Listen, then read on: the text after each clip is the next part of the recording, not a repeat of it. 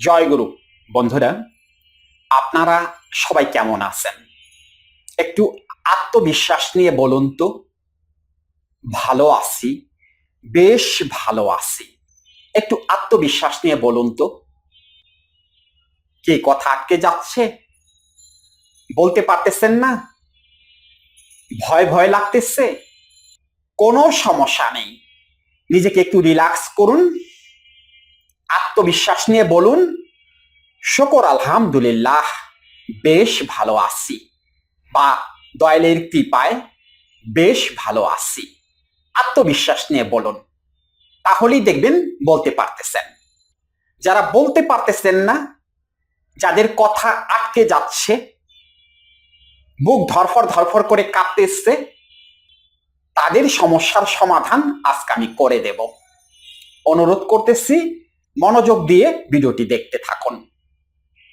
এই যে সমস্যাটা হয়, অর্থাৎ এই যে কথা বলতে গেলে আটকে যায়, বুকটা ধরফর ধরফর করে, মুখ দিয়ে কথা বের হয় না, একটি কথা ভেঙে ভেঙে বলতে হয়, এই সমস্যাটা কখন হয়?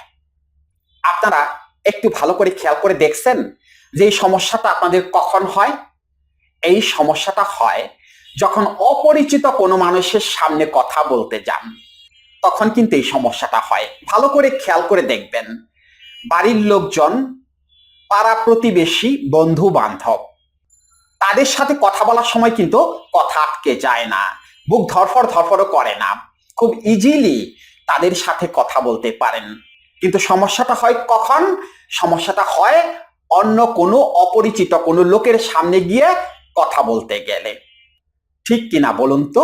অর্থাৎ তোতলামি দুই ধরনের আছে। একটা হলো জন্মগত, যেটাকে বাই ব্রন বলা হয়ে থাকে। আরেকটা হলো মানসিক সৃষ্টিগত, অর্থাৎ মন থেকে ক্রিয়েট করা হয় তোতলামি। মন থেকে কথা বলতে পারেন না, তোতলামি। এই যে দুটো বিষয় আছে, অর্থাৎ তোতলামির যে দুটো ধারা আছে, প্রথম যে ধারাটি আছে বাই ব্রন বা জন্মগত, সেটারও সমাধান কিন্তু আছে। সঠিকভাবে চিকিৎসা করলে সেটার সমাধান হয়ে যায়। আর এই যে মানসিক সমস্যার কারণে যে তোতলামিটা হচ্ছে, এটার চিকিৎসাটা কি? ওষুধ খেলে কি এটার সমাধান হবে? তাবিজ গলায় ঝোলাই রাখলে কি এই সমস্যার সমাধান হবে? কবিরাজের পানি পড়া খেলে কি এই সমস্যার সমাধান হবে? না, হবে না। কেন হবে না? আগে জেনে নিন যে কেন হবে না। আসলে আপনাদের সমস্যাটা কোথায়? একটু আগে একটি কথা বলছি না, অপরিচিত মানুষের সামনে গেলে কথা বলতে পারেন না, কথা মুখে আটকে যায়। কিছু লক্ষণের কথা আমি বলি, নিজেদের সাথে ভালো করে মিলিয়ে নিন। কোথাও যাবেন, অর্থাৎ কোন একটা অনুষ্ঠানে যাবেন, যাওয়ার আগেই মনে মনে ভাবতেছেন, ওখানে গিয়ে আমি কি করব? ওখানে তো কত অপরিচিত লোকজন থাকবে, তাদের সামনে আমি কথা বলবো কি করে? ওখানে গেলে আমার কোনো সমস্যা হবে না তো? আমার পোশাক আশাক দেখে তারা কোনো কিছু মনে করবে না তো? এরকম নেতিবাচক চিন্তা ওই অনুষ্ঠানে যাওয়ার আগেই একের পর এক মনের মধ্যে আসতে থাকে। এক্সাম দিতে যাবেন, অর্থাৎ পরীক্ষা হলে যাবেন, যাওয়ার আগে আমি সেখানে গিয়ে পারবো তো? প্রশ্ন ঠিক মতো কমন পড়বে তো? আমি অ্যান্সার করতে পারবো তো? যদি কোনো সমস্যা হয়, আচ্ছা যদি ওই সময় আমার কাছে কলমটাই না থাকে, যাইতেছি যদি টাইম ওভার হয়ে যায়, যদি গাড়ি না পাই, যদি রাস্তায় জ্যাম থাকে, অর্থাৎ এই যে যদি কিন্তু, এই যদি কিন্তুর ফাঁদে পড়ে গেছেন আপনি বা আপনারা। কোন একটা ইন্টারভিউ বোর্ডে আপনাকে ইন্টারভিউ ফেস করতে হবে, যাওয়ার আগেই মনে মনে চিন্তা করতেছেন সেখানে কে কে থাকবে, আমাকে কি কি প্রশ্ন করবে, আমি সব প্রশ্নের উত্তর দিতে পারবো তো?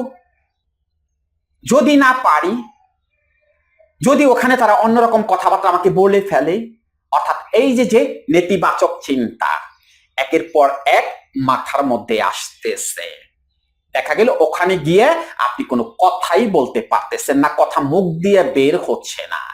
যাওয়ার আগে প্রচুর স্টাডি করছেন, সেই জানা বিষয়গুলো আপনাকে জিজ্ঞেস করা হইতেছে, কিন্তু আপনি অ্যান্সার করতে পারতেছেন না বা উত্তর দিতে পারতেছেন না।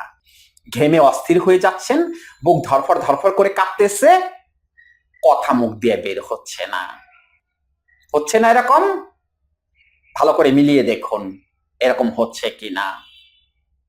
কোন একজন মানুষের কাছে যাবেন, সেই মানুষটা কোনো বিশিষ্ট ব্যক্তি। ওই বিশিষ্ট ব্যক্তি হওয়ার কারণে, অর্থাৎ যখন আপনি শুনতে পেয়েছেন উনি একজন বিশাল রকমের মানুষ, তার কাছে যাওয়ার আগে আপনার মনের মধ্যে বেশ কিছু নেতিবাচক চিন্তা চলে আসতেছে। তার কাছে গিয়ে আমি কি করব, কি কথা বলবো, যদি কথা না বলতে পারি, যদি তার কাছে গিয়ে মুখ দিয়ে কথা না বের হয়, এইরকম নেতিবাচক চিন্তা তার সাথে দেখা করার আগেই চলে আসতেছে। দেখা গেল কোন রকম জোর টোর করে তার কাছে গেছেন, অর্থাৎ অনিচ্ছায় তার কাছে গেছেন, যাওয়ার পরে আপনি কোনো কথাই বলতে পারতেছেন না, আপনার মুখ দিয়ে কথা বের হচ্ছে না। হচ্ছে না এরকম? এরকম হচ্ছে। এক ভদ্রলোক আজকে সকালবেলা আমার কাছে কল করেছে, 2বার কল করেছে। প্রথমবারও কল আমি রিসিভ করেছি, সে কোনো কথা বলে না। দ্বিতীয়বারও কল রিসিভ করেছি, আমি হ্যালো হ্যালো করতেছি, তার আর কোনো সারা শব্দ নেই। অনেকক্ষণ পরে সে আমাকে হোয়াটসঅ্যাপে মেসেজ দিছে যে স্যার 2 বছর ধরে চেষ্টা চালাইতেছি আপনার সাথে কথা বলার জন্য, আজকে 2বার কল করছি, ওই সময় আমার বুক ধরপড় ধরপড় করে কাঁপতেছিল যে আপনি কোনো ধমক টমক দেন কিনা বা আপনি কি বলেন, এরকম ভয়ে আমার বুক ধরফর ধরফর করে কাঁপতেছিল। আপনি হ্যালো হ্যালো করতেছিলেন, আমি আর কোনো কথা বলতে পারি নাই, সেই জন্য আপনাকে হোয়াটসঅ্যাপে মেসেজ দিলাম। তখন তাকে আবার আমি হোয়াটসঅ্যাপে ভয়েস রিপ্লে করলাম, অর্থাৎ তাকে আমি ইজি করলাম, কিছু ভয়েস দিলাম তাকে ইজি করার জন্য, নর্মাল করার জন্য। তারপরে তাকে বললাম এবার আপনি আমার সাথে কথা বলেন, দেখবেন কোনো সমস্যা নেই। তাকে ইজি করে নিলাম। কিসের কারণে, অর্থাৎ এরকম কেন হচ্ছে? নার্ভাসনেস, আত্মবিশ্বাস কমে গেছে, নিজের প্রতি কোনো আত্মবিশ্বাস নেই, অর্থাৎ কনফিডেন্স লেভেল 0তে নেমে আসছে, যার কারণে আপনি নিজেকে উপস্থাপন করতে পারতেছেন না, যার কারণে আপনার কথা ঠিক মতো মুখ দিয়ে বের হচ্ছে না, কথা আটকে যাচ্ছে। যে লক্ষণগুলোর কথা বললাম আজ পর্যন্ত আপনাদেরকে বলছে, এই যে চিকিৎসাপত্র করাইছেন, কবিরাজ দেখাইছেন, ডাক্তার দেখাইছেন, তারা কখন আপনাকে এগুলো বলছে যে এই সমস্যাগুলো আপনাদের আছে বা এগুলো থেকে এগুলো হয়? বলছে তারা কখনো আপনাদের? বা বললেও আপনারা কি বুঝতে পারছেন যেটা যে নার্ভাসনেস থেকে হয়, অর্থাৎ মনের দুর্বলতা থেকে? এই রোগীদের আরো কিছু লক্ষণের কথা আমি বলে দেই। এরা হলো অলস আগে থেকেই। এর অবশ্য বেশ কিছু কারণ আছে, ফ্যামিলিগত বেশ কিছু কারণ আছে, ছোট সময় থেকে এদের একটা সমস্যা আছে, সেগুলো এখন বিশ্লেষণ করবো না, অনেক ভিডিওতে সেই কথাগুলো আমি বলছি। পারিবারিক কারণ আছে, ঠিক আছে? তারা এমনি অলস হয়নি, এমনি তাদের মধ্যে ডর ভয় ঢুকে যায়নি, এর জন্য বেশ কিছু কারণ আগে থেকেই ঘটে গেছে। এরা হলো অলস, কাজকর্ম দেখলে পরেই ভয় লাগে, অর্থাৎ আপনাদের কথা কিন্তু বলতেছি, আপনাদের কথা। আপনারা হলো অলস, খিটখিটে মেজাজ, একা একা থাকতে পছন্দ করেন, কারোর সাথে খুব বেশি মেশেন না। ওই যে মিশেন না, একটা ভয়ের কারণেও আছে, ওই যে লজ্জা, যদি কথা আটকে যায় সেই কারণে মিশেন না। আগে থেকেই এই সমস্যাটা আপনাদের মধ্যে খুব বেশি জেলাসি কাজ করে, অর্থাৎ আপনারা কিন্তু খুব বেশি হিংসুক, সেটাকে আপনারা জানেন। আপনারা অন্য কারো ভালো খুব বেশি সহ্য করতে পারেন না, কারণ ওই যে নিজেকে যে আপনারা প্রেজেন্ট করতে পারেন না, সেই জন্য অন্য কারো ভালো আপনারা খুব বেশি পছন্দ করতে পারেন না। অন্য কেউ ভালোভাবে চলতেছে এই বিষয়টা আপনারা মেনে নিতে পারেন না। আপনাদের মধ্যে সারাক্ষণ সন্দেহ কাজ করে। এই যে কথাগুলো একটু আগে বললাম, পারবো তো, আমার দ্বারা হবে তো, দেখা গেল একটা স্টেজ প্রোগ্রাম করতে যাবেন, আপনি সব কিছু পারেন, স্টেজে গিয়ে আপনি কোনো কিছু বলতে পারতেছেন না, বুক ধরফর ধরফর করে কাঁপতেছে, আপনার মুখ দিয়ে কথা বের হচ্ছে না। ওই যে তার আগে যে ভাবছেন, তার আগে যে সন্দেহ করছেন, পারবো তো, হবে তো, এরকম সন্দেহ সারাক্ষণ আপনাদের মধ্যে কাজ করে। শুধু কি মনের সন্দেহ না, আপনারা কাজের ক্ষেত্রে সন্দেহ করেন।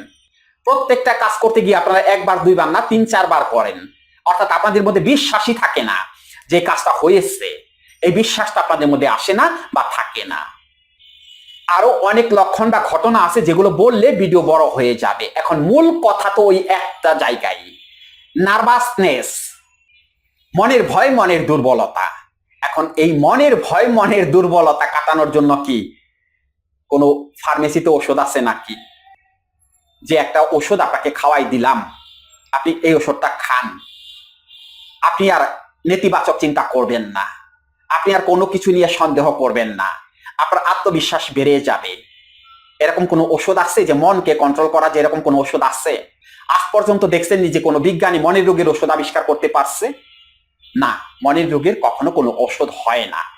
এই যে ডর, ভয়, দুশ্চিন্তা, নেতিবাচক চিন্তা, হতাশা, নার্ভাসনেস, এগুলো হয় মনের মধ্যে।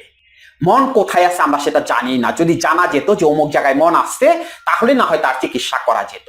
যেমন আমাদের দেহের অর্গানে যদি কোনো সমস্যা হয়, তাহলে তার চিকিৎসা আছে। কিডনি মিডনি নষ্ট হয়ে গেল, তার রিপ্লেস করা যায়। লিভার ড্যামেজ হয়ে গেল, তার রিপ্লেস আছে। মাথায় ব্রেন টিউমার হলে তাকে অপারেশন করে ফেলে দেওয়া যায়। কিন্তু মনের দুশ্চিন্তা, মনের নেতিবাচক চিন্তা, এগুলো কিভাবে ফেলে দেবেন? এগুলো কোন অপারেশনের মাধ্যমে ফেলে দেওয়া যাবে? কোন ওষুধ খাওয়াইলে এগুলো বন্ধ হবে? আছে কোনো ওষুধ? না, এগুলোর কোনো ওষুধ হয় না। তাহলে কি এই সমস্যার সমাধান হবে না? 100% এই সমস্যার সমাধান হবে, 100%।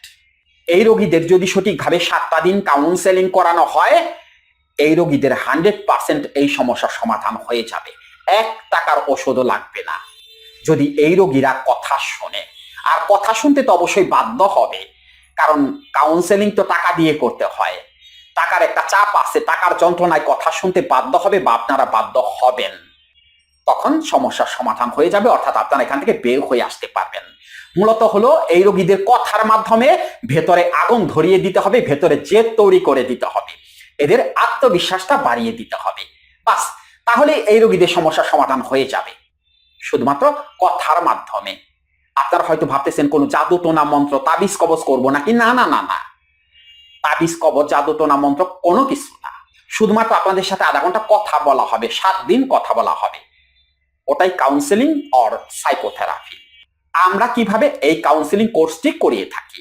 আমাদের কাউন্সেলিং কোর্সটি হয় অনলাইন কাউন্সেলিং কোর্স, অর্থাৎ এই কোর্সের জন্য বা এই চিকিৎসার জন্য আমাদের কাছে বা আমার কাছে আসতে হবে না। দেশে বা দেশের বাহিরে যে যেখানে আছেন, সেখানে একটা নীরব জায়গা বেছে নেবেন, তারপরে কানে হেডফোন দিয়ে এই যে এখন যেভাবে কথা শুনতেছেন, ঠিক এরকম ভাবে কথা শুনবেন, মোবাইলে কথা শুনবেন। মূলত কাজ হলো মন নিয়ে কাজ করা হবে, মন, কথার মাধ্যমে মনকে অ্যাক্টিভ করা হবে, ওটাই কাউন্সেলিং। প্রতিদিন আধা ঘন্টা করে, মাত্র 7 দিনের কাউন্সেলিং কোর্স। যদি ভেতর পরিবর্তন করতে চান, যদি জীবন বদলাতে চান, তাহলে কাউন্সেলিং আপনাকে করতেই হবে। তাছাড়া এই সমস্যার সমাধান করতে পারবেন না।